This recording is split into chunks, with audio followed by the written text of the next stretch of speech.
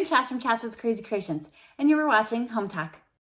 Today we're going to talk about different ways to color eggs. For this first one, we're going to pour in 1/2 cup of boiling water. Next, we're going to add 1 tablespoon of white vinegar. And then I'm going to add some drops of food color, and you can use as many drops as you want. The more you use, the more darker and richer the dye. So a recommendation might be 10 to 20 drops. Next, I'm going to take the egg and I'm going to wrap some rubber bands around the egg. Now, the thicker the rubber band, the wider the marks are going to be, but I'm just going to go ahead and add some rubber bands in any pattern. They just need to stay on the egg. So it doesn't matter which direction they're going. You're just having fun placing the rubber bands onto the eggs. And I'm going to place the egg into the dye. Now, one thing that might be helpful is to wear rubber gloves while you're working with food coloring because it will dye your hands. For this next one, I've got a cooling rack over the top of a cookie tray. I've placed some ice on it. I'm placing the egg on the top. Next, I want to put ice just over it. I want to make sure it's coated in ice. Like so. And then I'm going to take food coloring and just give it a little squirt over the top of the ice, and I'm just going to have fun with it. So you can mix different colors if you wanted, but I'm just going to go ahead and pick different colors this side. And now I'm just going to wait for this ice to melt. So here's a quick look at the ice tie-dye, and I'm going to go ahead and pull this out now and set it aside to dry. Moving back to our first egg, we're now going to pull out a rubber band egg. We're going to let it sit for a second so all the drips come off of it. In the meantime, I'm going to get some avocado oil, and I'm going to place 1 tablespoon of avocado oil into this dye, like so. Now, while this egg comes back, this is the third egg we were doing where we only wanted it to sit in there for 1 minute. I'm now going to take this egg and I'm going to dip it into the oil dye for approximately 1 minute. I'm going to lift this one back out, and you can see that it's added a new color and some streaks to it. So we're going to go ahead and let this one dry as well. And then we're going to remove the rubber bands from this egg and let it finish drying. For this next one, I'm going to pour some baking soda. And you can make as many of these as you want, but I'm just going to pour some baking soda in each of these. Next, I'm going to add about 1/2 teaspoon to each of these of water.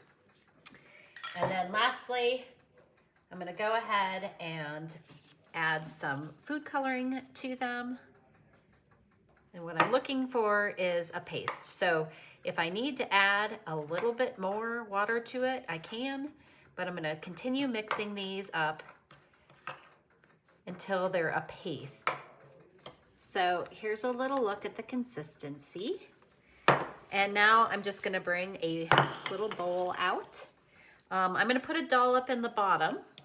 Doesn't matter which color you want. You can spread it out a little bit, but this is to cover the underside of the egg.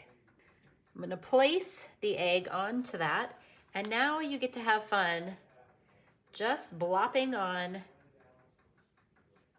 your baking soda mixture and letting it run all over. Now you can use as many colors as you want or as few as you want, but ultimately you just get to have fun.